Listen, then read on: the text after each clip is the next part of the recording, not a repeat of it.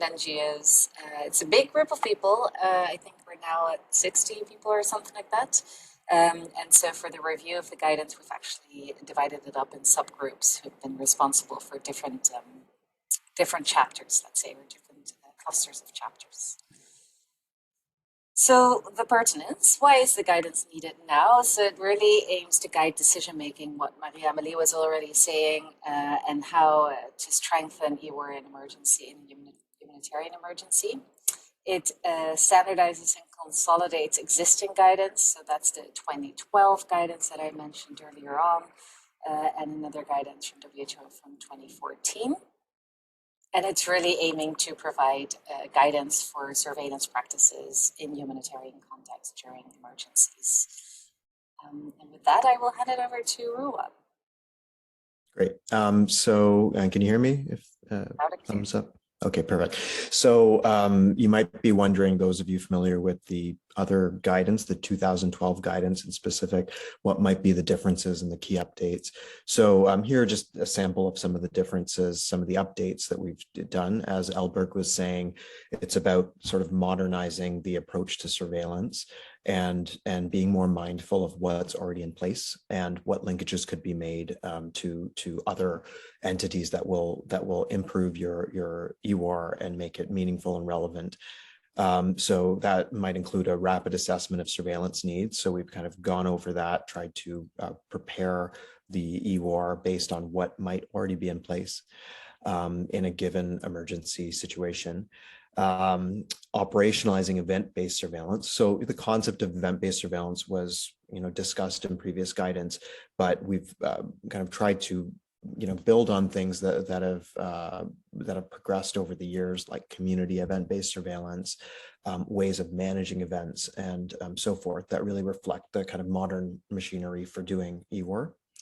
And then and Luca will speak to soon, and Yuka will speak to soon, integrating digital data collection, including EWARS-in-a-box, but perhaps also other systems like SORMAS that might be out there as well. So really discussing that in detail, what that means for EWAR. And in general, linkages to all the other initiatives, we could name many, but we've tried to kind of link them because a lot has happened with, say, IDSR in the countries where emergencies might be happening, incident management systems and so forth. These are all really relevant to starting up or improving an EWAR system. Really of relevance to this group is community engagement, and the working group members have really emphasized that it should be happening throughout the process, from data collection to analysis and interpretation. So we've tried to kind of practically look at how some of the principles of integrated outbreak analytics really apply here. So hope we hit the mark, but I think this is why we have our groups talking together to try to figure that out. So it's a little bit about considering the context of the data that's collected, how it's analyzed, and interpreting it, identifying who community partners could be in a given situation, and what those steps might look like in a kind of a when you're setting up EWAR. And then finally, another key update would be a transition strategies. So that's an emerging area of how we, when the emergency is winding down or something along those lines, how EWAR transitions to routine surveillance or routine EWAR function within the existing surveillance system. Albert, could you advance to the next slide? Thank you. So the primary audience for the guidance, you could imagine it's people who design and implement and monitor these systems, epidemiologists, but also we've tried to really make it operational in that we want it to really reflect the needs of district teams, perhaps rapid response teams as well, who might be the initial ones setting up the system. And to some extent, frontline healthcare workers and public health staff too, who are interacting with EWAR. And then in general, the advisor level at ministries of health, WHO, and non-governmental organizations. And so as Marie-Amélie described, these are sort of the next steps. We're really gathering the final feedback from the working group now, and aiming for final publication sometime in April or May. So stay tuned. Thank you.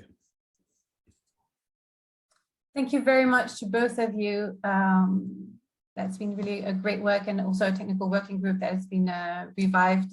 That's really great. Maybe we'll just go to the questions at the end because we have many presentations, and I'll give the floor to Niluka with the EWARS-in-a-box, showing the principles and the new features. There's also a video that is ready, so I'll be showing the video. Niluka, just prompt me when I should do it. Over to you.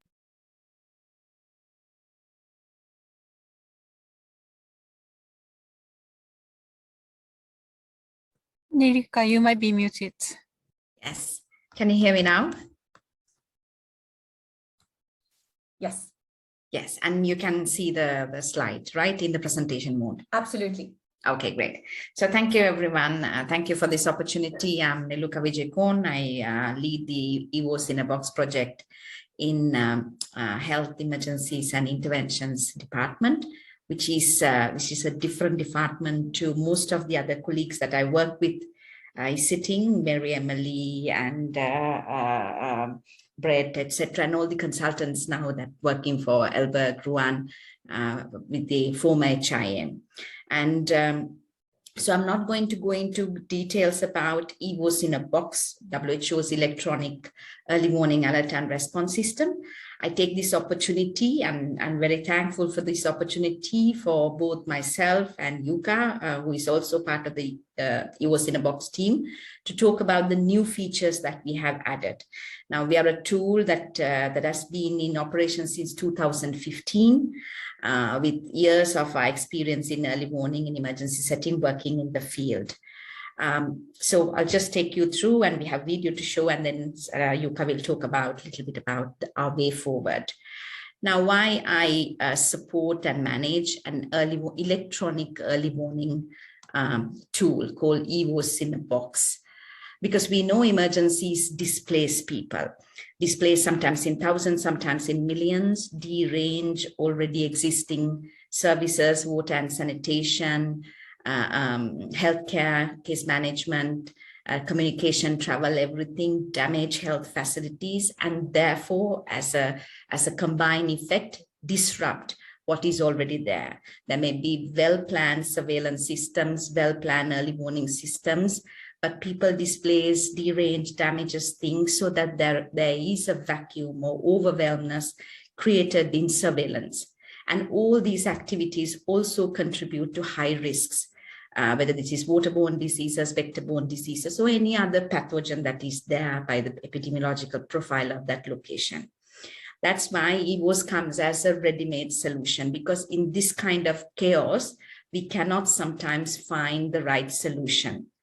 So these WHO's emergency programs field ready kit that can be taken to any emergency, whether you are in a particular region in Europe, or whether it's in Afro or Emro, any other place, or in a remote island, where we can set up an early warning system for rapid data collection, analysis, and dissemination for actions. I'm not going to go into details about EWARS-in-a-box as general. If you have any questions, you can, of course, write to us, and also you can visit us in WHE pages. But we'll talk more about the new changes that we have introduced. So for years experience and evaluations we have done, and the constant comments that we get from active implementations, we have started to work on introducing a set of new features that will increase the coverage and easiness of working in EWARS-in-a-box in emergency settings. So there are an array of new features, but we have kind of clustered them into 5 areas, which I will go into details, slight details, not great ones. And the video will also talk about it. These are all designed to make sure that there are no pockets of populations which are not represented by early warning system. We try to capture everything, and then we do it in a systematic manner that will save time for emergency responders so that they can act on the data that they have gathered.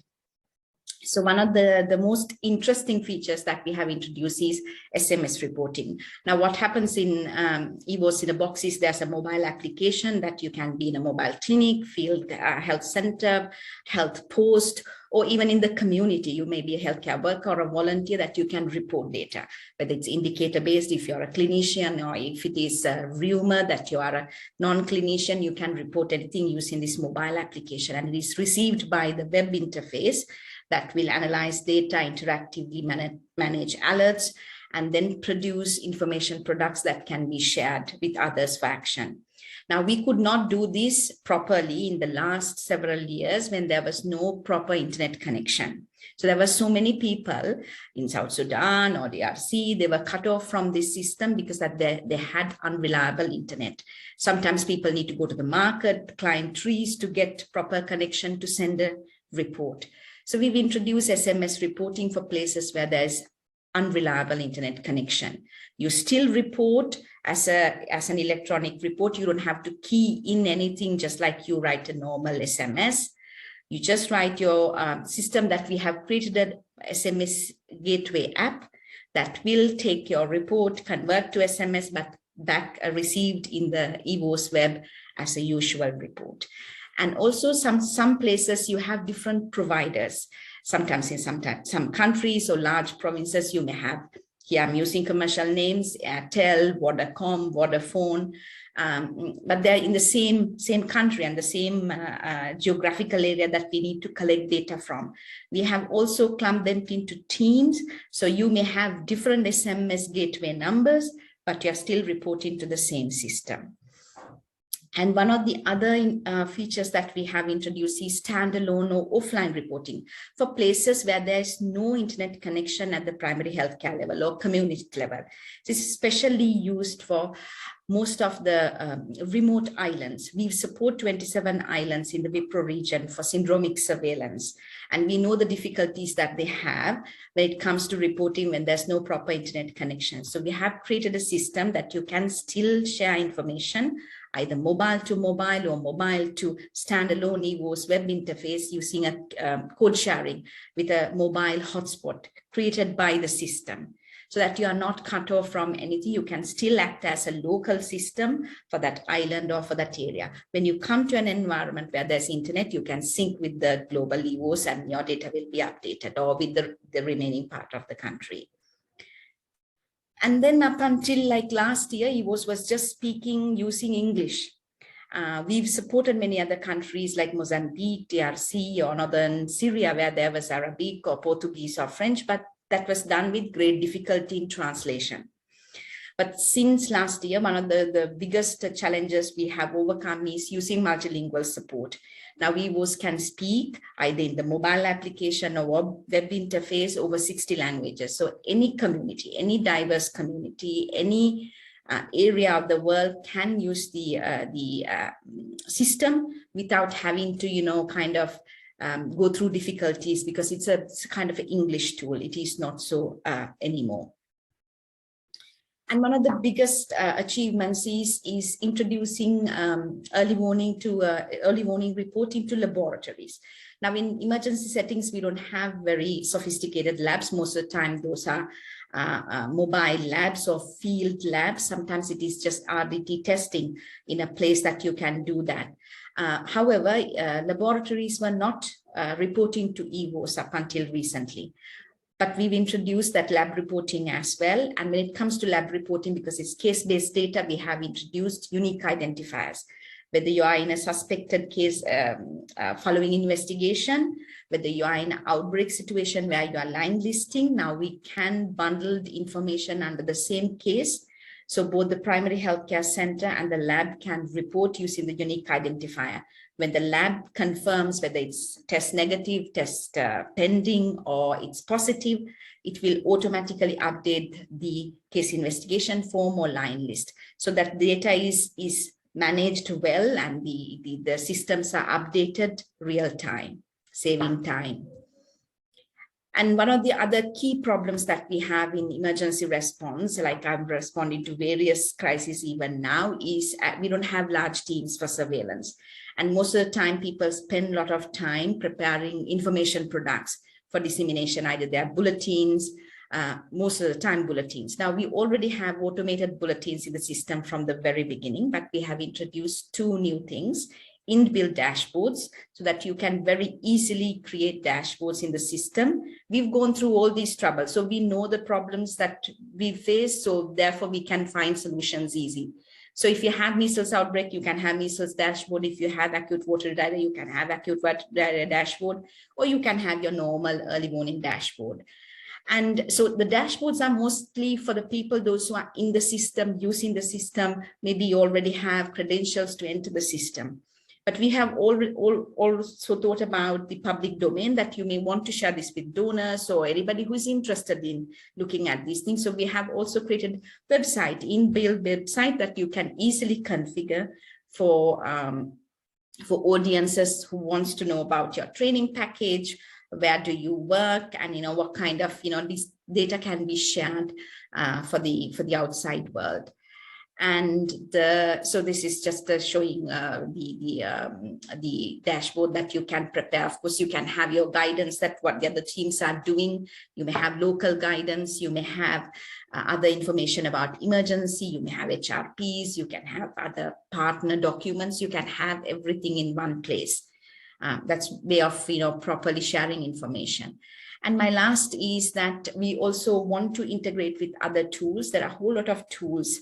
And I believe post-COVID, there will be more tools coming into the system. We also want to connect with other emergency tools, like, for example, HERAMS and everything that is also coming from my unit, which is working on health facility availability, readiness, and everything. And then also the other tools for contact tracing, other outbreak tools, as well as HIS systems in the countries like DHIS2, so that the information that is collected is well channeled. It is channeled even now, but it happens mostly through downloading and importing through spreadsheets. But we want to make it very seamless, so that's why we have created the API so that they can be shared. And we have positive experiences in Cox's Bazar already. So these are the new features. If you have any questions, please write to us. I hope Mary-Emily will now share. We have done a small video on this because we had a big launch last week with a webinar at 3 level of the organization, which we launched this video as well. Please have a look at the video.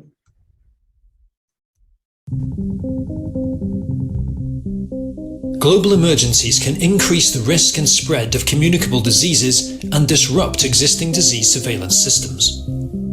Insecurity, damaged infrastructure, and difficult terrain can make it even harder to establish surveillance and response activities during an emergency.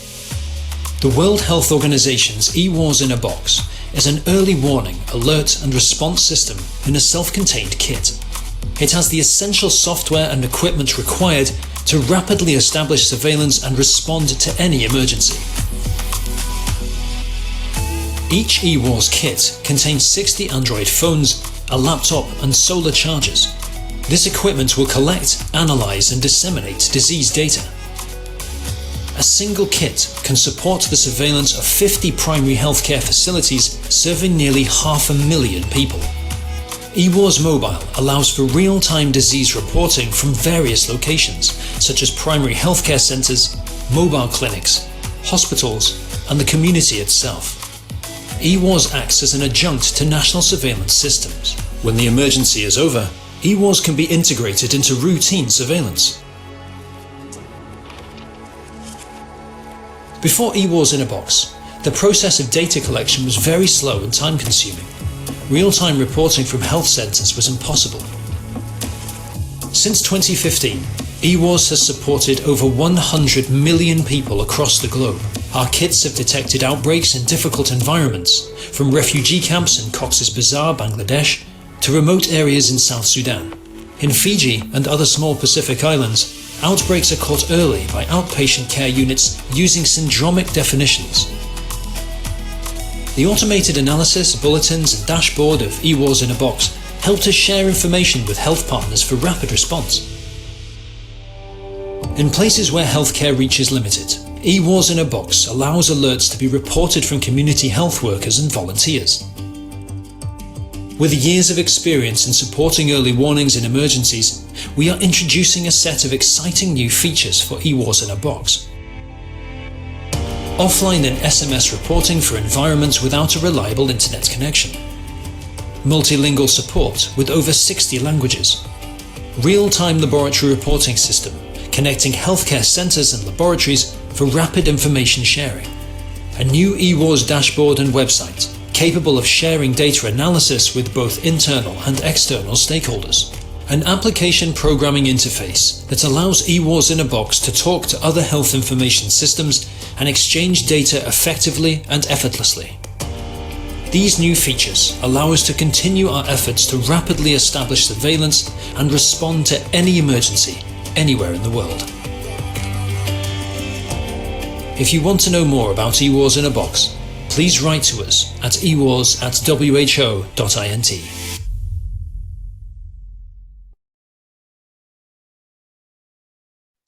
Thank you very much, Niluka. I think you guys as also a part of the presentation. Thank you very much.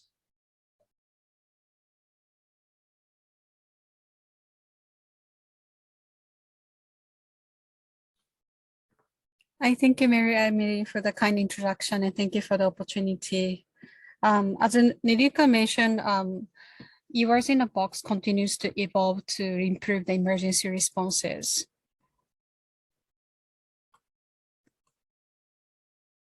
Here, I'd like to introduce our 3 exciting plans. First, we are going to publish a range of user guide for emergency responders, EWARS-in-a-box web user guide, mobile user guide, and quick start guide will be made available on WHO web and the EWARS platform. Second, multilingual 16 episodes, interactive web-based learning will be made available for WHO and emergency responders in the field through Open WHO. This is accessible to anyone. Training videos and slides will be installed on EWARS-in-a-box laptops for easy access in the kits. Last but not least, capacity development workshops and training of trainers for external key stakeholders, emergency responders will be conducted online and in person. In this way, we can address field responders' needs and tailor the training per the needs of the field responders. So as Ruan mentioned, we would really value the community participation and involvement of emergency responders. So this coming year and next year, we are planning a range of activities to build the capacity in the field so that people can report and also analyze and interpret data and also support the decision-making in the operation. Over for me. Thank you so much.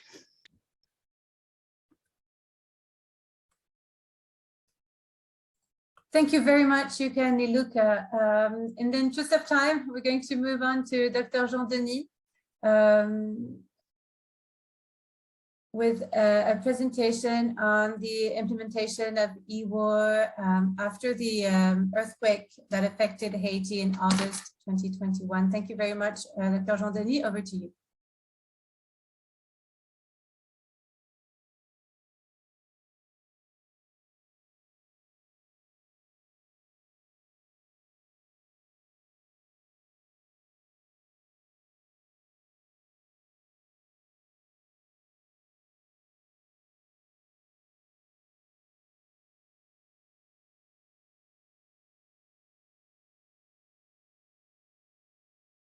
Do you hear me? Yes. Yes, we can hear you. Okay, good. Thank you.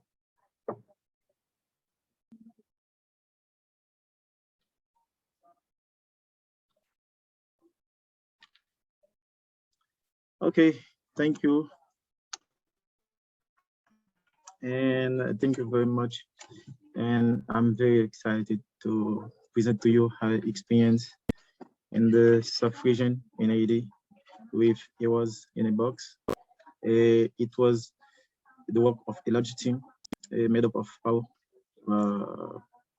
Washington and Haiti, and with our colleague Niluka and Juka from the WHO too.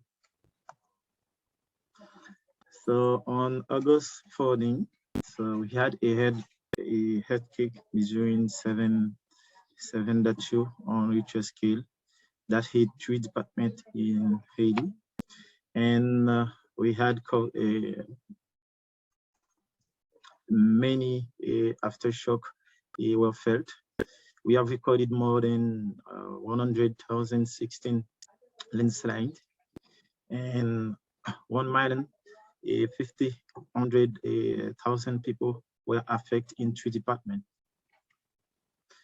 We have 239,000 displaced, 12,180 injured, 2,200 deaths, and 344 missing during the earthquake.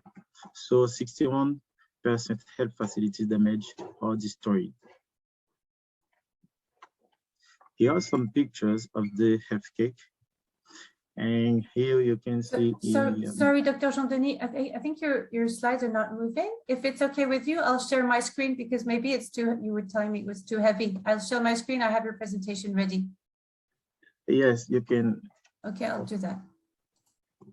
Apologies. Up. There you go. And I'll move.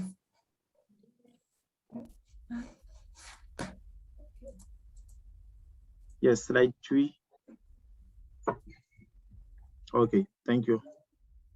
So here are some pictures of the earthquake, and below on the left, we can see a hotel that unfortunately we lost our consultant, Usman.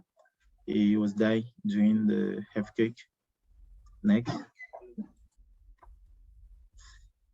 And 2 days after the earthquake, the situation became more complicated because we had recorded the tropical depression risk and now flooding, drenching through the weak next structure, impeded search and rescue. Next. The 14th August earthquake created new active fault. So in the country, we recorded active fault in the North Department, but we never recorded in the South Department. But with 14 August, there we created a really new active fault. So 1,647 cake in 2021, where we can see a 230% increase was observed from 2020, of which 83% after August 14, 2021 earthquake. Next. So we had the response of the health sector. So it was accentuated especially on coordination, need assessment, damage assessment of health infrastructure, 18 emergency medical teams deployed in the 3 departments, restoration of essential services, promoting temporary health structure, and surveillance response. Next.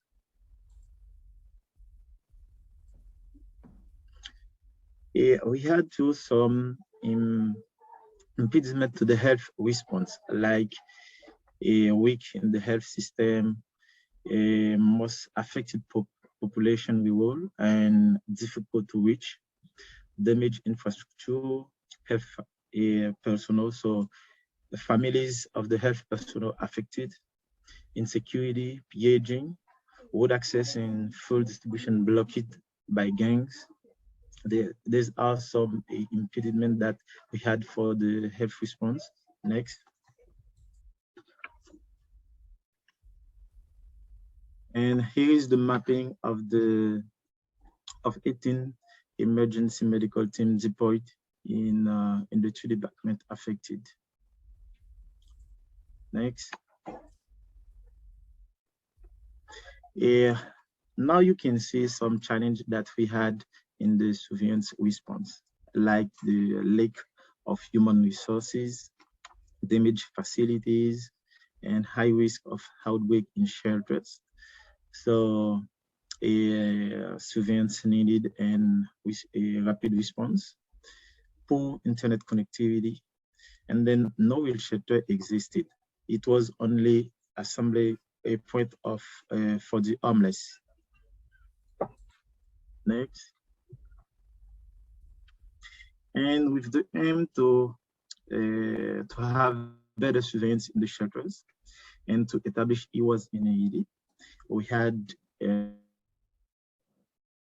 of health. It was the methodology and 3 levels of coordination with PAO in Washington, AD, and Geneva. 3-level coordination with the Ministry of Health at level central and departmental and shelters. Deployment of consultant, agreement on syndrome surveillance, syndrome under surveillance by the ministry. Agreement on shelters and focal point at shelters, establishment of alert thresholds, and to purchase deployment of EWARS-in-a-box KIT. Next, please. Good.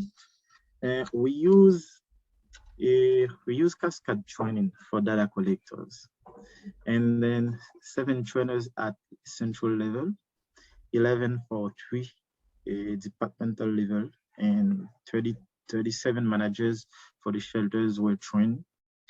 They were trained on EWARS concept, surveillance strategy, EWARS-in-a-box, tool reporting, so in mobile and desktop. And so they were additional training for the Ministry of Health officers on the management of the tools of EWARS, on establishment of dashboard, management of alerts, production of bulletin, ad hoc analysis, user and location management, export-import data.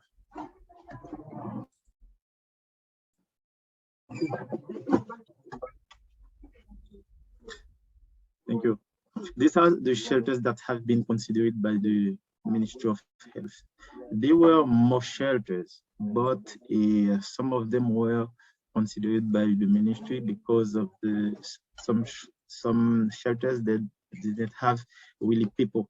So sometimes they are together. It's because there is a distribution of food or another kit. But the shelter that was considered by the Ministry of Health, it was 1 in the NIP, 13 in soft, and 22 in gardens. Now I don't have a map for gardens here. Next.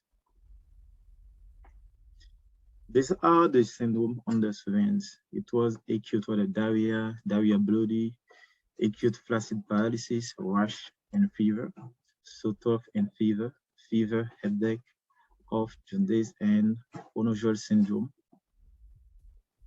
Next. I present to you now the form of data reporting and the dashboard used for the visualization of information.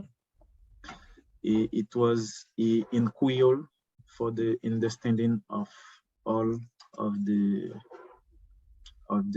focal point in the shelters. Next. Here is the completeness by day. Now I'm presenting to you some result that we have with EWARS. Now you are seeing really the completeness, the percentage of completeness by day. Next. And now there's how some result that we had, like we produce with automatically a report by epidemiological week, like you can see on the right. Next, please. You can also hear the distribution and proportion of notified cases. That was in during a 62 week epidemiological. Like you can see, flu and fever was were the most notified for this period. Next, please. And we have in Haiti 10 departments. 3 of them were affected by the earthquake, and we had 37 shelters for 31 municipalities. And during our experience for about 3 or 4 months, it was 2,175 reports submitted for 2,584 alerts. Next. And I continue to present to you some of our results. It was for a diarrhea, acute diarrhea. Like you can see by epidemiological, it was at the end of the year, of the last year. Next, please. Now it's for rash and fever. We begin the same during the same epidemiological week. These are some results that we have, and now this is also for sore throat and fever. Next, please. So one thing I want to show you too, to talk about it, about the response team when we have a alert. So all alerts are monitored by a departmental response team. So we had in the shelters some focal points that notify data, and with the threshold that we have, we detect alert, and they are all monitored by at level departmental by the team, by the response team. And what activities they did in the field, it was a data collect with the specimen, collect of specimen by Labomoto. Labomoto, this is a strategy that we have in AED with nurses, used to collect and transport specimen by motorcycle in areas where the national transport network doesn't not reach. Usually, they work in cholera surveillance and other diseases. And so during the response, a mobile clinic is moved to the used to the shelters for other people to take care of people in the shelters. Next, please. Some strengths that we had with EWARS in Haiti, it was it facilitated data collection in shelters, simple, light, and approach, permitted offline data collection via SMS reporting. A French language, it was really a strength for us. Automated dashboard and production of information report, showable, interoperable with other system that we had in the system like MESI and DHIS2, and permit timely alert for investigation, and the lead of the government with our support. Next.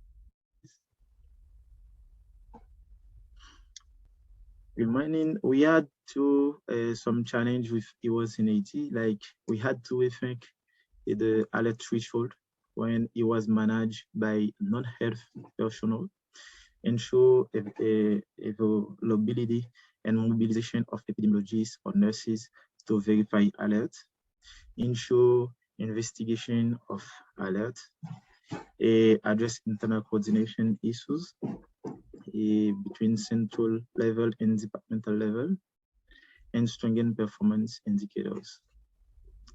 Next, please. So the future of EWARS in Haiti is that the Ministry of Health now intend to use this tool for the community surveillance and for future health emergencies. Thank you. I think it was all that I had to present you for today. Thank you very much, Dr. Jean-Denis. It's super interesting. So obviously we're at 4 minutes to the end of the meeting, so we might not have time for Patrick's presentation, but I think he's kindly agreed to present at another time. I think it would also be an interesting presentation. So if you will, I think that we can maybe have 1 or 2 burning questions, and then we'll just wrap up. And we suggest, Ruby, Dante, and I suggest to host another session maybe in 2 weeks, where we can actually go through how can we integrate maybe more information into EWAR systems, whether it's EWARS-in-a-box or other kind of systems, and how can that also support better performance for EWAR. So are there any burning questions for our speakers today? Thank you very much, Elberg, Ruan, Niluka, Yuka, and Dr. Jean-Denis.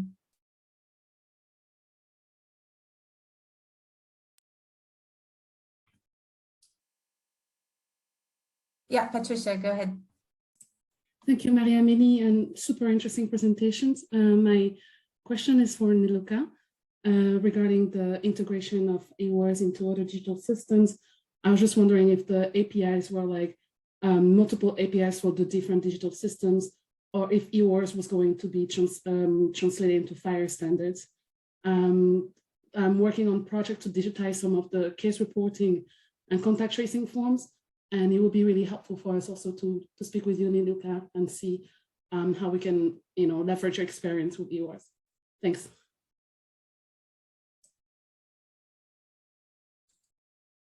I think Niluka, you can go for it. I don't see other hands. Okay, great. Yes, yes. Most of the time, so we want to. Our plan is like so our APIs would not be public, so it will be of course token basis, and they will be access controlled for, because we are handling data of the countries and the country's own data. Our main aim is basically to connect with most of the emergency tools. Some of them I mentioned, and also the HIS systems. So I will definitely touch base with you. And most of the time, in perhaps our experience in Cox's Bazar that we have done already, is the data direction is usually from EWARS to the existing tool in that locality. But of course, we can manage both sides as well. And on the particular question of the case-based data, we'll have a discussion, because most of the time what we have so far done is early warning data. So that is aggregated data, and it's either coming from weekly reporting or event-based. But we are, of course, open to line-listed data, case-based data when it comes to outbreaks as well. Yes, let's. It's good. I know that you will be in most of the activities across the systems in different tools, that there are a whole lot of tools that we should and we can integrate the system with. I'll follow up on that question. Thank you. Thank you very much, Niluka. Unfortunately, we're at 3 p.m. CET. I'd like to thank all of the speakers today for taking the time, because I know you're very busy, and also for Dr. Jean-Denis for this presentation. It was really nice to see an example of EWAR in the field. Congratulations to all of you for the hard work. I think it was interesting for us to understand better, for this group to understand better what we understand by EWAR and how it is practically implemented on the ground. We would love for you to be able to attend the same meeting on the 1st of April if you're available. We'll send out invitations again. We'll have a presentation from Patrick Keating on the surveillance system for a pastoralist population in Ethiopia that was set up by MSF. So I think it can be super interesting. Also, maybe I haven't seen the presentation. Well, I should have, but I haven't seen the presentation. There might be some One Health component also, maybe. So we'll talk about those and just have the discussion on the 1st of April. Please do be available. It would be great. I'm sure Niluka and Yuka, you're very, very busy, but if you could be available, that would be great. Dr. Jean-Denis also, we'd love to have you. And of course, the the consultants who worked on the guidance, would be wonderful to have you also, and all of you in here invited today. So thank you very much. We'll continue on 1st of April. Thanks for the time. Take care. Bye-bye. Bye-bye. Thanks.